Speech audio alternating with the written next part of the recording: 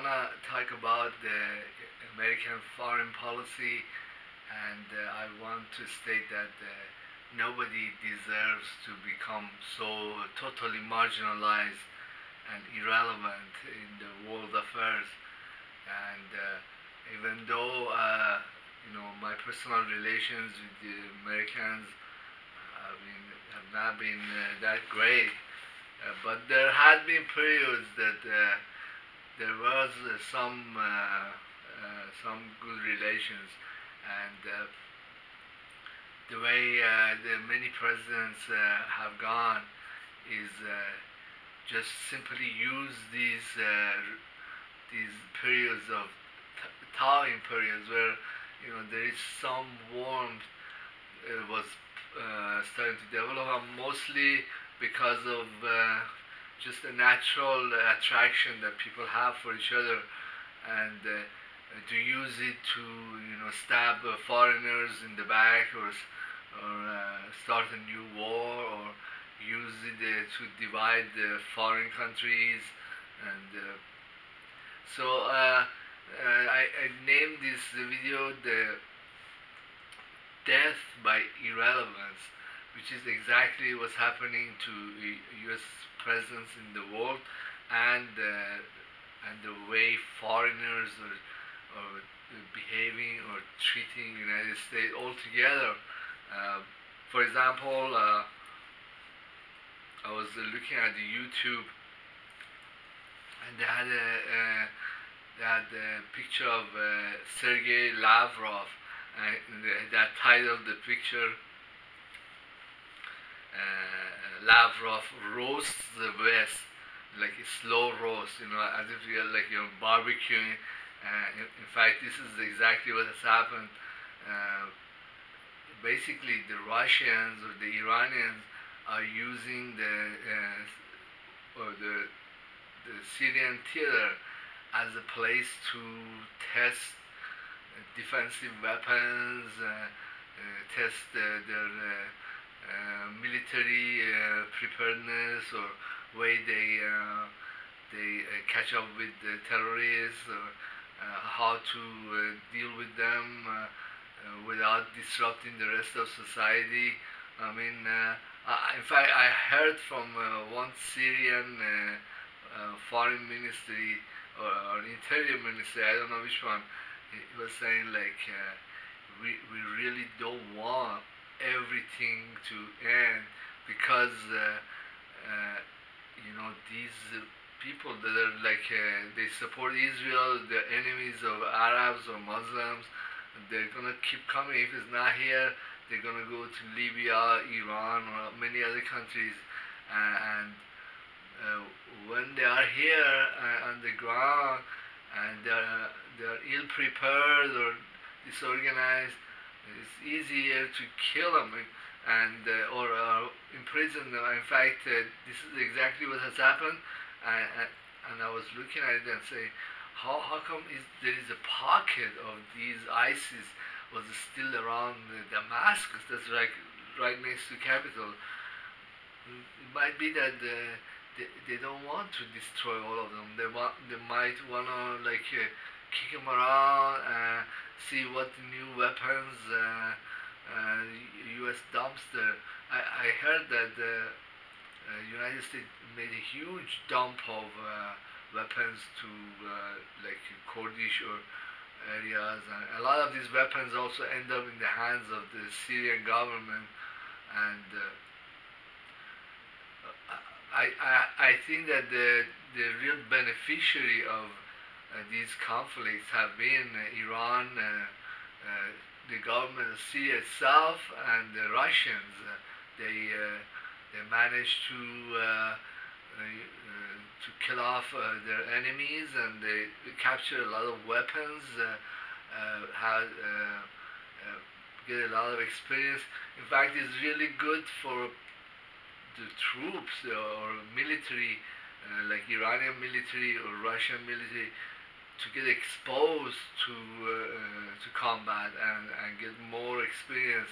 Uh, they are the ones that are actually the beneficiary. Then I was looking at another site and was showing that the number of the tomahawks that the Russians and even Syrians they had intercepted and destroyed was much.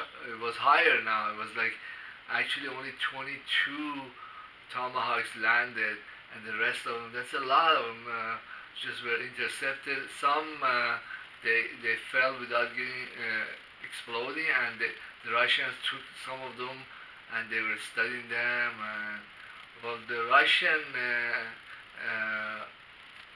supersonic rockets are more advanced than Tomahawks, but they were saying we're just gonna study these and see how we can intercept them. It's like improve our anti-air defenses. Then they went ahead and gave S-300 to Syria. I think the Syrians have had. It was just a symbolic gesture. I don't know what else the Russians have in Syria. They have their own base, but then United States didn't wanna exit the Syrian theater without making a parting shot, and so they did all this. And I was looking at the footage, and all these buildings that were leveled and destroyed. We don't know if Trump tipped off the Russians. That's very successful downing of many rockets, or what. But even the limited success with no casualty, a lot of buildings were completely ruined there. Like, who deserves this? That their buildings be ruined, all the cars, or the citizens get killed. I think that there should be retaliation against Israel and the U.S. for pursuing this stuff for so long. But the Russians that I think are teaching the Iranians or the Syrians to not give up and fight the defensive wars, because usually the country or the military that's fighting a defensive war is the one that comes up ahead. But the Americans, they could have at least exited gracefully. Why Americans need to have such horrible impression in the world that many countries we just want to have these guys leave, no matter what, no matter the cost. They suck so bad. Another development is that the North Korean leader Kim Jong-un, he went to South, and these two Korean nations, they're making peace between themselves. They're kind of like giving the finger to Americans, like we don't need you. We're gonna make peace. We are not killing each other. We are all Koreans. If you come around, then we will kill you. But that whole thing is a very stinky impression that the foreigners, the Russians, the Syrians, the Iranians, they're going to any lengths to get rid of the Americans or American presence, and really, U.S. foreign policy has entered a complete failure and become totally irrelevant in the world. It's nothing more than a pariah state. Other states, they're looking for ways to minimize loss of life, loss of buildings, cars, and just to keep these guys away, no matter what. I don't know, at some point in the future, with all these new weapons, developments, soldiers, that there would be a retaliation against Israel or Saudi Arabia or United States. But one of the Iranian commanders was saying that they want to sink U.S. naval vessels in Persian Gulf. I know their whole foreign policy is a complete sham, and all kinds of mixed signals. And then another development was that Macron came to U.S. and he was telling the Congress Trump that, hey, we don't want United States to leave the world, which is exactly what the United States should be doing. Uh, Trump really knows that we need to get the hell out of many places, and we are really bankrupt. But these allies come in and they do all this resuscitation, and then we have another stupid attack like that in Syria. Well, the French have a lot of Jews that support Israel, and they come around and they instigate for more support and more warfare. I think that the Iranians or Russians sink a few French ships, sink the military. They are not shit militarily. Why we can retaliate against the French? Attack their military outposts or attack Paris. Who says these guys can go around the world and create all this havoc, and then finally comes, oh, we are the allies with this idiot Trump. Who cares about Trump?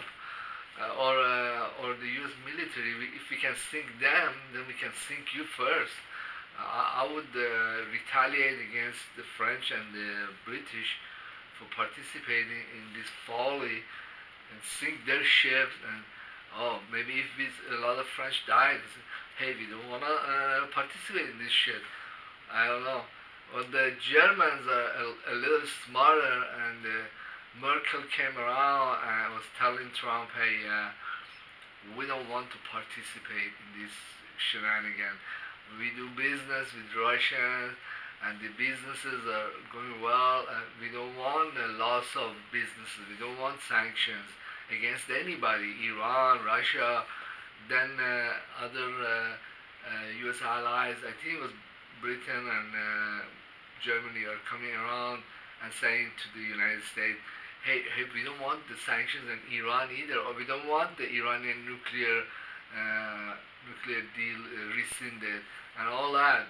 It's because the world is just sick of all this stuff the United States is doing, and also of Zionist criminals that instigate or finance and create all this. I would retaliate against these little mini states like Israel or French. Give them a very hard knock, and they'll remember. Hey, we don't want to do any more that like that. Maybe the Americans won't come and help us do this and that. I don't know. The Americans themselves now they have all these really old weapons, and they're going around. The world is looking at all this stuff, and this foreign policy that belongs to 1950s, 1960s, and their initial reaction is, okay, we just want these idiots out of our borders. I don't know. I think that the American public is getting really screwed because once they step out of the U.S. borders, they look at the world looks at them like this, and do these people really deserve this hostility? Many of them, they don't even know what the government is doing. Then I was looking at some of the Nostradamus' predictions for 2018 that many foreign governments or many countries, they're going to start imprisoning Americans that go into foreign countries because if we just sink their ships, they'll just throw a fit, start World War III. We don't want that. But we can nab their citizens and put them in prison. I think that's what's going to happen in many places. Well, that's just besides U.S. currency, like in many countries, is banned. There's no more trading in dollars. Uh, I think that the U.S. public is also not aware of what the government has done, and also is getting shafted, because any people, they deserve to have some friendship, some relations with foreigners. And with the American public, and also many companies and corporations, they, they practice philanthropy and they give generously, but the government and the Zionists and the Arab lobby, like hobbies, they do all this stuff around the world, and then public is just the only reaction or benefit they get out of all this generosity is they're gonna end up in prison, because this of all the other stuff that the government is doing. Also, I think that many countries, the foreign policy that succeeds and brings peace and prosperity to the home country and abroad, brings in respect, is the policy of representing your own interests. What is really the U.S. interest? The American people is now warfare, going from place to place, like having policy of peace and making peace, having good relations with many countries. That's the successful foreign policy. Well, I don't know. I might be the second person in the entire United States after Ron Paul that talks about this stuff. Well, Salenta does too. But, who's listening? Thank you very much for being in my YouTube channel, and please subscribe.